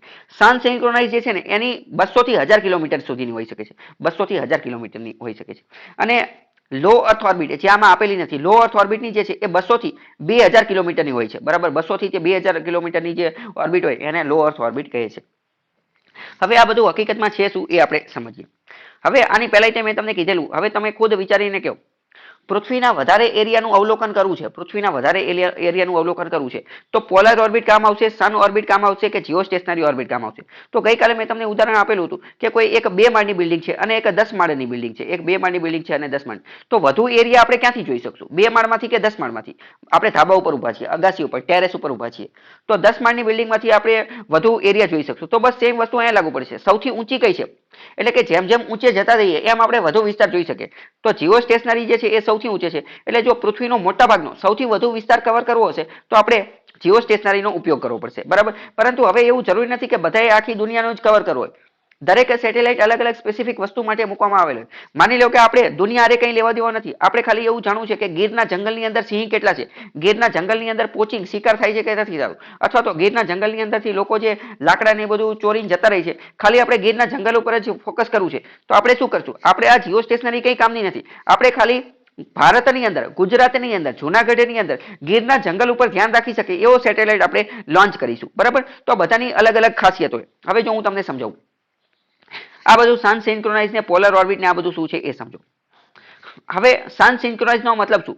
એટલે કે સેટેલાઇટને એવી કક્ષામાં મૂકવો કે જેમાં એને સન સાથે એકાત્મકતા, સામ્યતા જે છે એ સાધી લીધી હોય, સન સાથે સિન્ક્રોનાઇઝ થયેલું હોય. આવું શા માટે? સન પૃથ્વીનો ખુદનો પ્રકાશ નથી. સૂર્યનો પ્રકાશ પૃથ્વી ઉપર જ્યાં જ્યાં પડે, જેટલી જગ્યા ઉપર પડે ત્યાં દિવસ હોય, એટલે ત્યાં આપણે વ્યવસ્થિત જોઈ શકીએ. સેટેલાઇટ જે છે એ પણ કઈ રાતે હરખો કામ ન કરીએ કે એને કઈ નીચે દેખાય નહીં.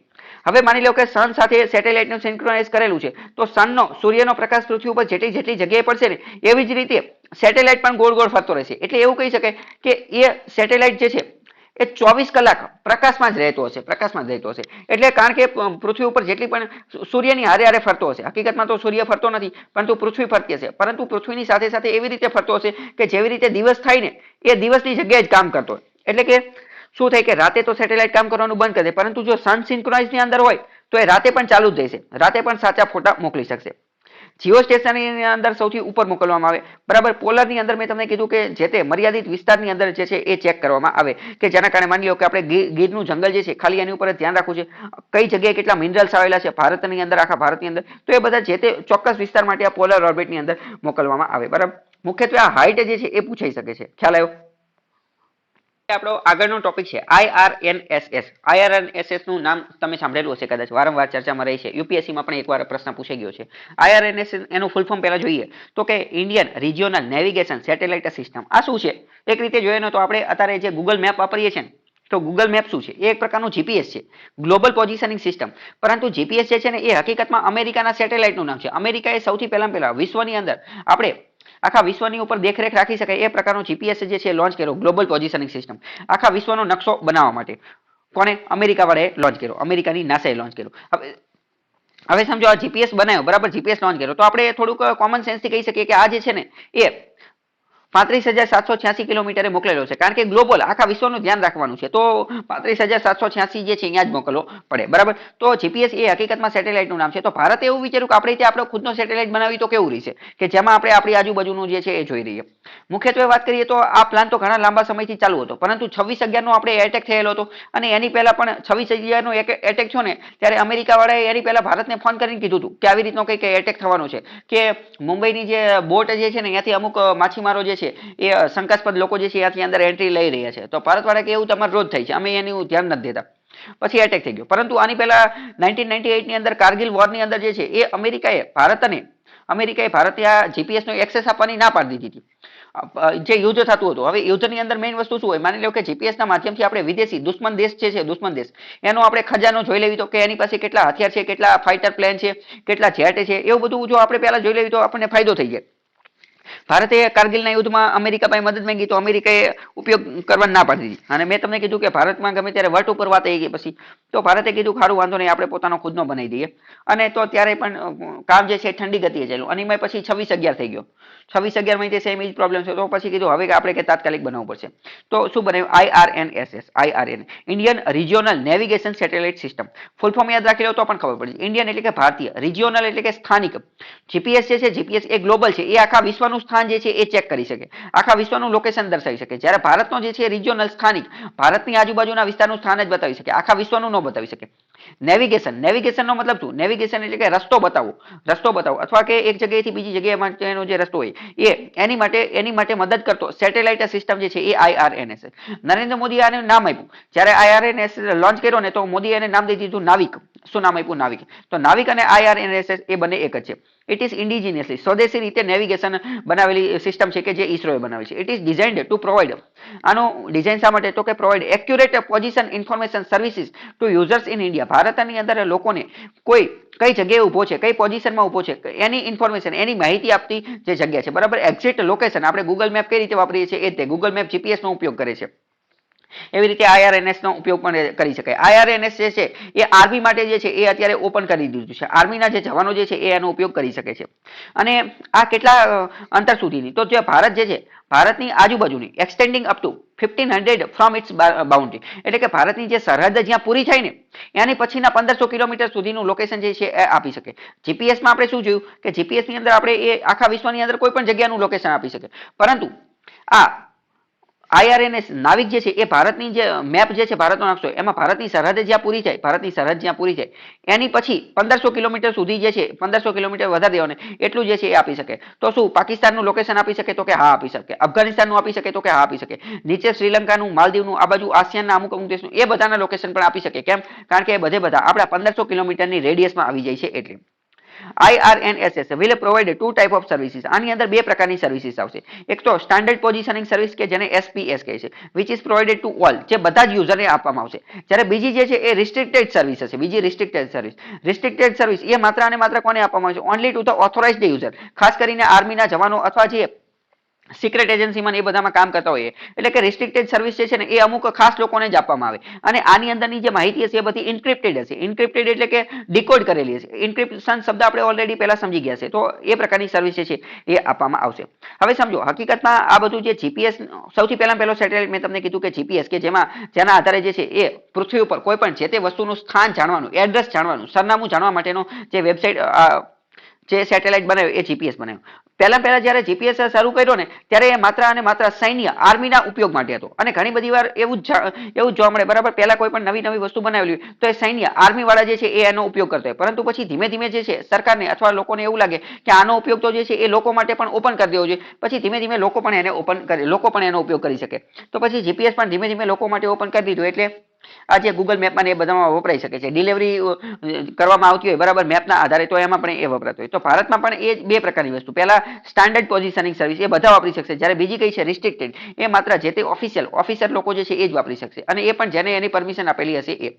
નાવિક સિસ્ટમની વાત કરીએ તો provide a position accuracy of better than 20 metre in the primary service area. જે પ્રાથમિક વિસ્તાર હશે એની અંદર 20 મીટરનું જેટલું જે છે પ્રિસાઇઝલી એટલું લોકેશન, એની એક્યુરેસી એની જે છે એટલી અંદર જે છે કહી દેશે કે 20 મીટરની અંદરમાં જે તે વ્યક્તિ છે અથવા જે તે સરનામું છે.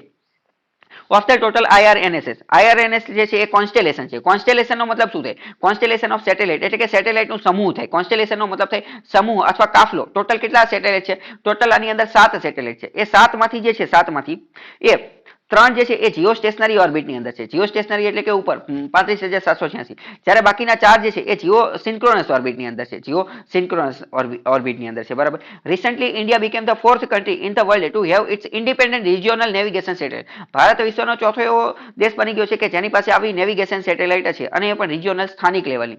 અને IMO international sorry international maritime organisation જે છે એણે પણ કહી દીધું છે કે તમે પણ અમારી મદદ કરજો. જો પહેલા તો આઈએમઓ શું છે? International maritime organisation. મેરીટાઈમનો મતલબ શું થાય? મેરીટાઈમનો મતલબ થાય દરિયા ઉપર દેખરેખ રાખવા માટેનું આ એક સંગઠન છે. તો દરિયા ઉપર દેખરેખ રાખવા માટે સેટેલાઇટની જરૂર પડશે.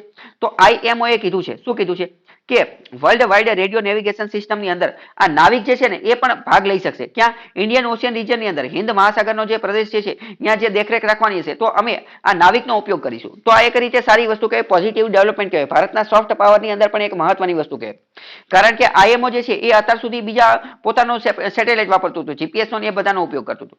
અને બીજું અહીંયા એ પણ યાદ રાખવાનું છે કે ચાઇનાની પણ ખુદની નેવિગેશન સિસ્ટમ છે. આઈએમઓ જે છે ઇન્ટરનેશનલ મેરીટાઈમ ઓર્ગેનાઇઝેશન, એને ચાઇનાને સ્થાન ન આપ્યું અને ભારતને કીધું કે અમે ઇન્ડિયન ઓશિયન રિજિયન ઉપર જે છે એ દેખરેખ રાખવા માટે ભારતનો નાવિક જે છે એ વાપરીશું. તો આ એક સારી વસ્તુ કહેવાય. તો અધર 3 કન્ટ્રીઝ ધેટ હેવ, બીજા એવા દેશો કે જેને જે છે નેવિગેશન સિસ્ટમ આઈએમઓ જે છે આઈએમઓ એને પરવાનગી આપેલી છે એ કયા કયા છે? તો એ અમેરિકાનું જીપીએસ, પછી રશિયાનું ગ્લોનાસ અને ચાઇનાનું જે બીડુ જે છે એ છે. આ પણ ઘણી બધી વાર પ્રશ્ન પૂછાતો હોય છે કે જીપીએસ કોનું છે, ગ્લોનાસ કોનું છે અને બીડુ કોનું છે. બરાબર, તો બીડુ ચાઇનાનું, રશિયાનું ગ્લોનાસ. બરાબર, ખ્યાલ આવ્યો? આના આધારે હવે આપણે પ્રશ્ન જોઈએ. તો 21મા નંબરનો પ્રશ્ન જોઈએ તો પહેલા જોઈએ તો કરેક્ટ સાચું વિધાન પૂછેલું છે. Of the total satellite, the constellation, 4 are located in geosynchronous and 3 in geostationary orbit. બીજું શું કહે છે કે it provides accurate positioning information 15,000 kilometre. 15,000 kilometre એ વાત ખોટી છે. બાઉન્ડ્રી સરહદની પછી જે છે 1500 કિલોમીટરની જ વાત કરે છે, તો બીજું ખોટું છે. India became the 4th country in the world to have Navik recognized in the worldwide radio navigation. તો એ વાત સાચી છે. બરાબર, તો આ ટૂંકમાં નાવિક ઉપર જે છે ક્વેશ્ચન પૂછાઈ શકે છે, આઈઆરએનએસ ઉપર ક્વેશ્ચન પૂછાઈ શકે છે. બરાબર, આમાં હવે આપણે આગળનો ટોપિક જોઈએ તો શું છે? રાવણ 1 સેટેલાઇટ. રાવણ 1 સેટેલાઇટ શું છે એ જોઈએ તો એ શ્રીલંકાનો પ્રથમ ઉપગ્રહ છે. Sri Lanka's first satellite Ravana was launched into orbit in 2019. 2019 ની અંદર ઇન્ટરનેશનલ સ્પેસ સ્ટેશન થી એને લોન્ચ કરવામાં આવેલો છે. ઇન્ટરનેશનલ સ્પેસ સ્ટેશન એ આપણે જોઈ લીધું કે અવકાશમાં તરતી લેબોરેટરી છે જે લો અર્થ ઓર્બિટ ઉપર કામ કરે છે. અને જો બીજી વાત કીધું કે આ ઇન્ટરનેશનલ સ્પેસ સ્ટેશન જે છે એ પણ મોસ્ટ એમપી છે. કારણ કે ઇન્ટરનેશનલ સ્પેસ સ્ટેશન જે છે એની ઉપર પણ જીપીએસસી મેઇન્સ ઉપર ક્વેશ્ચન પૂછાઈ ગયો છે. અને એમાં એ પણ કીધું કે ભારત પોતાનું ખુદનું જે સ્પેસ સ્ટેશન બનાવવાનું છે તો એનાથી ભારતને કયો ફાયદો થઈ જાય. તો આ જે સ્પેસ સ્ટેશન ભારત બનાવવાનું છે ઇન્ટરનેશનલ સ્પેસ સ્ટેશન, એ પણ થોડા સમયથી ખૂબ ચર્ચામાં રહી છે. તો પ્રિલિમ્સમાં અને મેઇન્સમાં આ ક્વેશ્ચન પૂછાઈ શકે છે. It is a cube satellite. Cube એટલે કે એક ચોરસ ઘન આકારનો, ઘન જે હોય ને એ આકારનો સેટેલાઇટ છે. વેઇટિંગ અરાઉન્ડ 1 કિલોનો છે, એટલે કે એકદમ સસ્તો છે. It was launched along with two other birds 3 satellite. એની સાથે બીજા 2 સેટેલાઇટ હતા બર્ડ્સ 3 સેટેલાઇટ જે જાપાન અને નેપાળથી જે છે એ લોન્ચ કરવામાં આવ્યા હતા. નેપાળનો આ પ્રથમ સેટેલાઇટ કયો હતો તો કે Nepali set was launched as a part of this mission. આ મિશન અંતર્ગત નેપાળી સેટ એ નેપાળનો પ્રથમ સેટેલાઇટ હતો. Ravan 1 was developed. રાવણ 1 કોણે જે છે ડેવલપ કરેલો છે તો કે શ્રીલંકાની જે છે એની માટે આ જાપાનની જે છે Japanese aerospace and exploration agency owned Kibo experiment module એના આધારે, એટલે કે જાપાને એની મદદ કરેલી છે આ સેટેલાઇટ બનાવવાની અંદર. ક્યુબ સેટ શું છે એ વાત કરીએ તો cube set is the name given to a cube shape. Cube એટલે કે ચોરસ ઘન જેવા આકારને જે શેપ આપવામાં આવેલો એ પ્રકારના સેટેલાઇટને કીધેલું છે. અને એની ડિઝાઇન 10 સેન્ટીમીટર, દરેક બાજુ જે છે 10 સેન્ટીમીટર ધરાવતી હોય છે. The idea was to meet an educational need to define meaningful satellite mission that could be developed within a time frame of a year or two. 1-2 વર્ષની અંદર બનાવવાનો હતો અને શ્રીલંકા અને નેપાળ બંને માટે જે છે એ બનાવી દીધો અને લોન્ચ કરી દીધો. હવે ક્વેશ્ચન જોઈએ કે શું કહે છે.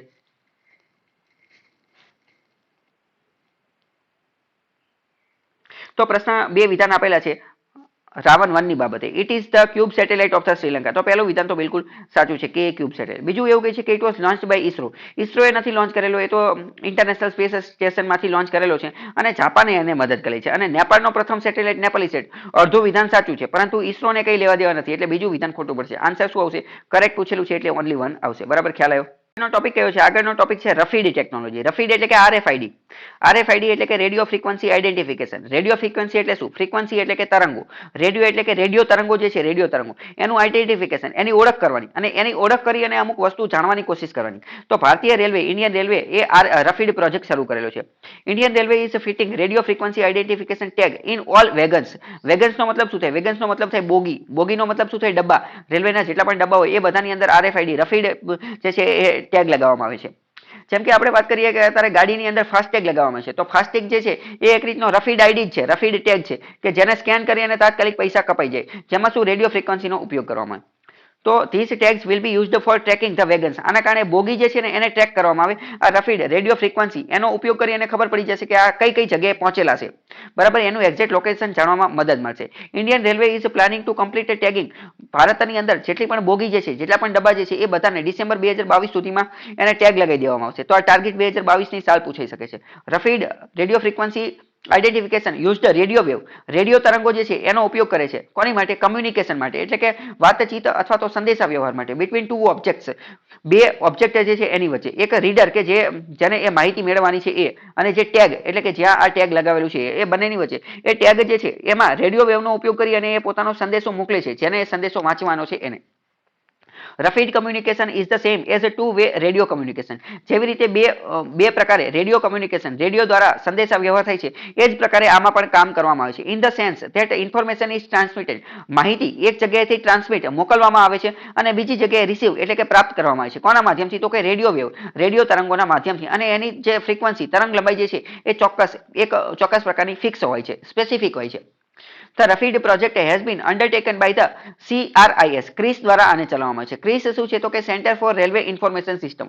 હકીકતમાં ક્રિસ જે છે ને એ રેલવેનું જે આ ડિજિટલ લેવલનું અથવા ઇન્ટરનેટ લેવલનું, ટેકનોલોજી લેવલનું જે કોઈ પણ કામ કરવાનું હોય તો એ ક્રિસ કરે છે. ઘણી બધી વાર તમે રેલવેના અમુક સોફ્ટવેર હશે ને તો એમાં લખેલું છે કે ડિઝાઇન્ડ બાય ક્રિસ, એટલે કે આ મેં તમને કીધું રેલવેનું ડિજિટલ અને ઇન્ટરનેટ લેવલનું કામ જે છે એ ક્રિસ કરે છે. Centre for railway information system. The project will enable real time visibility of railway wagons. આના કારણે આપણે રિયલ ટાઈમ એટલે કે એક્ઝેક્ટ સમયે આ વેગન એટલે કે બોગી રેલવેના ડબ્બા જે છે એ ક્યાં પહોંચેલા છે એ આપણે જોઈ શકીશું, ચેક કરી શકીશું. હકીકતમાં આપણે નહીં પરંતુ રેલવેના ઓફિસર ચેક કરી શકશે થ્રુ ધ નેશનલ રેલ નેટવર્કના માધ્યમથી. એનહાન્સ્ડ એટલે કે વધારો કરશે operational efficiency in the railway. Indian રેલવેની જે ઓપરેશનલ એફિશિયન્સી એટલે કે સરળતાથી એની કાર્યક્ષમતામાં વધારો કરી શકાશે, બરાબર. હવે આપણે જોઈએ કે ક્વેશ્ચન શું પૂછેલો છે. ક્વેશ્ચન પૂછેલો છે કે પહેલા તો જોવો તો ઇનકરેક્ટ પૂછેલું છે. ઇનકરેક્ટની અંદર બે વિધાન આપેલા છે કે રફીડ પ્રોજેક્ટ, ઇન્ડિયન રેલવેનો રફીડ પ્રોજેક્ટ. પહેલું કહ્યું છે કે it has been undertaken by the CRIS દ્વારા બનાવેલું છે, તો એ વાત સાચી છે. સેન્ટર ફોર રેલવે ઇન્ફોર્મેશન, પહેલું વિધાન સાચું છે, પણ અહીંયા પૂછેલું છે ઇનકરેક્ટ. બીજું જોઈએ રફીડ ટેકનોલોજી યુઝિસ ઇન્ફ્રારેડ વેવ, તો બીજું વિધાન ખોટું છે કારણ કે એ ઇન્ફ્રારેડ વેવનો ઉપયોગ નથી કરતા, એ તો રેડિયો તરંગોનો ઉપયોગ કરે છે. ઇનકરેક્ટ પૂછેલું છે તો આન્સર શું આવશે? બી આવશે. હવે જો અહીંયા તો કરેક્ટ પૂછેલું તો આન્સર એ આવી જાય, બરાબર.